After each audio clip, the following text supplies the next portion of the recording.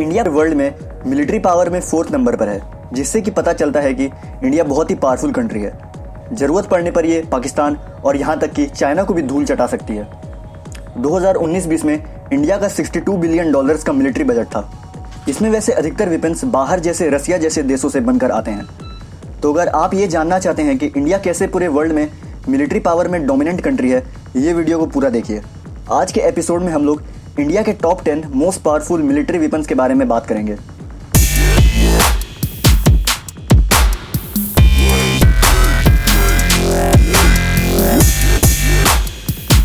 Number 10, Nag missile career.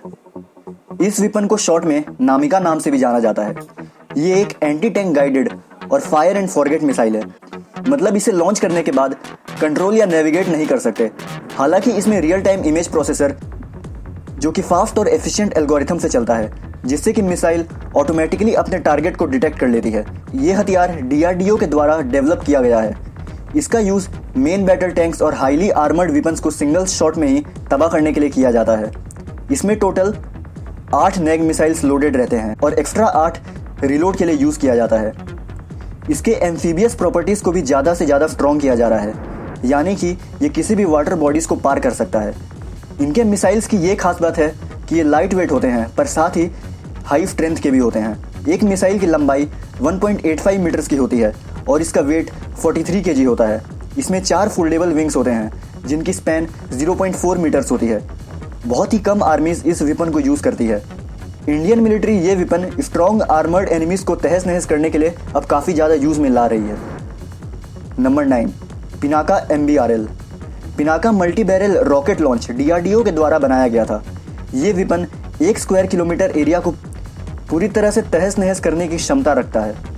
नाम से ही अनुमान लगाया जा सकता है कि इसमें बहुत सारे रॉकेट्स को एक साथ रखकर लॉन्च किया जाता होगा। ऐसा ही है, इस वेपन से एक साथ 12 रॉकेट्स को लॉन्च किया जाता है। इस वेपन की शुरुआत 1999 में कारगिल युद्ध में हुई थी। इस लॉन्चर में एक फायर कंट्रोल कंप्यूटर भी होता है। टोटल ऐसे 5000 रॉकेट्स हर साल महाराष्ट्र में बनाए जाते हैं। ये लाजवाब वेपन का लेटेस्ट वर्जन तो 75 किलोमीटर के रेंज तक रॉकेट को लॉन्च कर सकता है और अभी इसको 120 किलोमीटर करने के लिए भी डेवलपमेंट्स चल रहे हैं। तो आप लोग सोच ही सकते हैं कि ये किसी भी ग्राउंडेड वेपन के लिए कितनी बड़ी दूरी है कि छुपकर बिना रिस्क लिए दुश्मन को दूर से ही धूल चटाया जा सकता है। इसके लेटेस्ट वर्जन में DRDO ने इजराइल मिलिट्री इंडस्ट्रीज के साथ मिलकर इसमें GPS गाइडेंस सिस्टम भी इंस्टॉल किया है, जिससे कि कोई भी अटैक और प्रिसाइज्ड हो जाता है। इसके weapon locating radars, battlefield surveillance radars और ऑप्टिकल साइटिंग सिस्टम्स इसे अटैक करने के लिए और भी एक्यूरेट और इफेक्टिव बनाती है। Number 8, PAD-AAD ballistic missile defence. इस हथियार का यूज कोई भी एयर अटैक, मिसाइल्स या एयरक्राफ्ट के द्वारा काउंटर करने के लिए इस्तेमाल किया जाता है। इस मिसाइल के 2 टाइप्स हैं, PAD और AAD। मान लीजिए किसी दूसरी कंट्री ने हवाई हमला कर दिया, तो इस मिसाइल का यूज होता है उसे काउंटर करने के लिए। पर निशाना सही लगने के कितने चांसेस हैं, तो आपको बता दें कि इस मिसाइल से टारगेट को हिट करने के चांसेस 99.8% है। तो अगर इस मिसाइल को दुश्मन के खिलाफ यूज कर ले तो दुश्मन की बैंड बजना तय है। PAD एक एक्सो एटमॉस्फेरिक इंटरसेप्टर है, यानी कि जो मिसाइल्स एटमॉस्फेयर से बाहर से आ रहे हैं उसको काउंटर करने के लिए इसका इस्तेमाल होता है। ये मिसाइल 80 किलोमीटर के एल्टीट्यूड तक जा सकती है और इसकी रेंज 2000 किलोमीटर है। BMD का दूसरा टाइप AAD एक एंडो एटमॉस्फेरिक मिसाइल है, जो कि 30 किलोमीटर के एल्टीट्यूड और 250 किलोमीटर प्लस रेंज तक जा सकती है।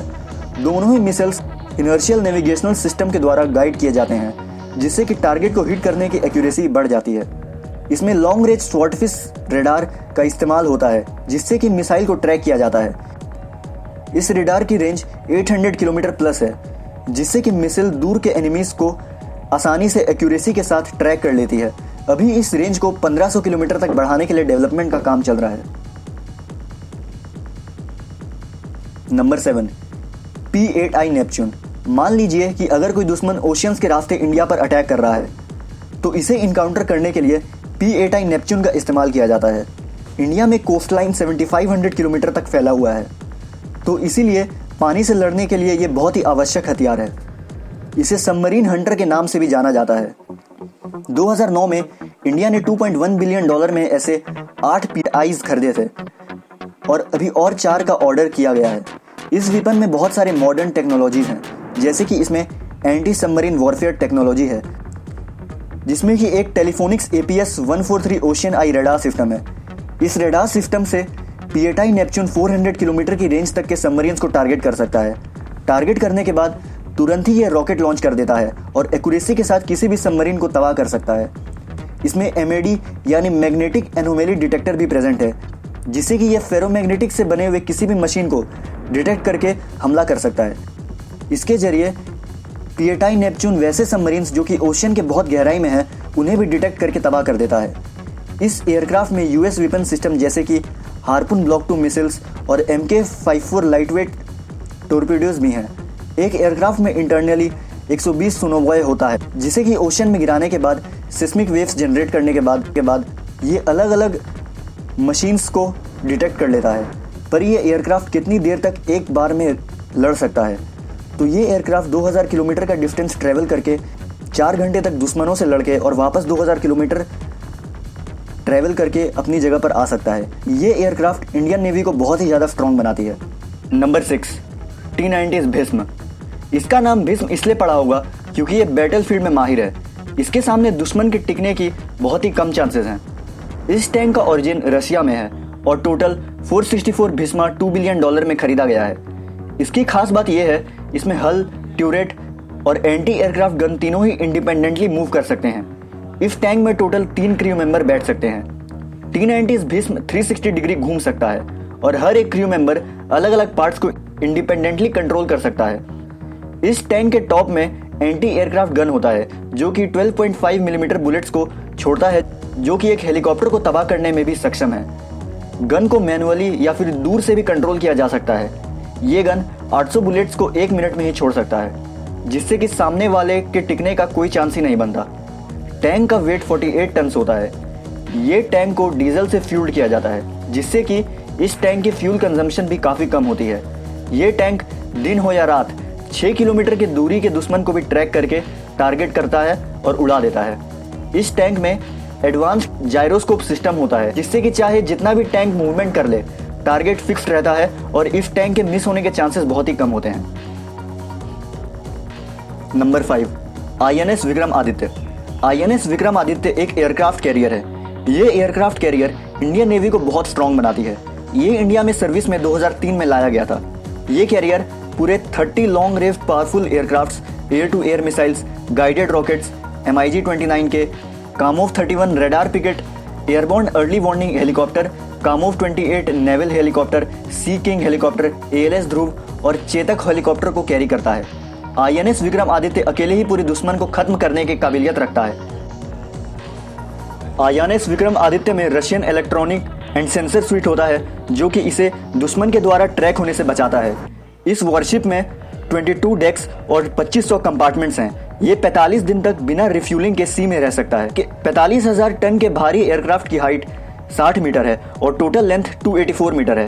INS विक्रमादित्य में 6 टर्बो अल्टरनेटर्स और 6 डीजल अल्टरनेटर्स हैं, जिससे कि ये 12 मेगावाट की पावर जनरेट कर सकता है। अभी तक हमने किसी भी सबमरीन का नाम नहीं लिया, तो चौथे नंबर पर आता है INS चक्रा। ये इंडिया का एक न्यूक्लियर सबमरीन है और सबसे बड़े सबमरीन में से एक है। INS चक्रा रसिया से 10 साल के लिए $900 मिलियन में खरीदा गया था। ये सबमरीन अकूला सेकंड का विकसित रूप है। ये सबमरीन लॉन्ग रेंज वॉर में भी बहुत ताकतवर है। इसका वजन लगभग 8140 टन है। इतना बड़ा और भारी होने के बावजूद भी ये 61 किलोमीटर पर आवर की स्पीड से चल सकता है और ये मैक्सिमम 600 मीटर की गहराई में भी जा सकता है। INS चक्रा में एक बार में 80 हाईली ट्रेन्ड क्रू मेंबर्स बैठ सकते हैं, जो कि टोटल 36 टोरपीडोस और क्लब एंटी शिप मिसाइल्स को 8x533 मिलीमीटर टोरपीडो ट्यूब से फायर करते हैं और इसलिए एक साथ बहुत सारा काम हो पाता है। Number 3, BrahMos missile. BrahMos missile एक क्रूज मिसाइल है और ये इंडिया का सबसे पावरफुल वेपन्स में से एक है। क्रूज मिसाइल्स वैसे मिसाइल्स होते हैं जो कि बहुत दूर के टारगेट को काफ़ी तेज़ी और सटीकता से मार देते हैं। इसे इंडिया और रसिया के जॉइंट वेंचर कंपनी ब्राह्मिस एरोस्पेस ने विकसित किया था। इस मिसाइल की एक बहुत ही खास बात है कि यह पानी या ज़मीन दोनों से ही लॉन्च किया जा सकता है। तो चलिए इस खतरनाक मिसाइल से कुछ स्पेसिफिकेशंस के बारे में जानते हैं। इसकी लंबाई 9 मीटर है और वेट 3 टन है। ये मिसाइल इंडिया के मिलिट्री फोर्स का बैकबोन माना जाता है। ये मिसाइल नेवी के बहुत सारे वॉरशिप में डिप्लॉय किया गया है।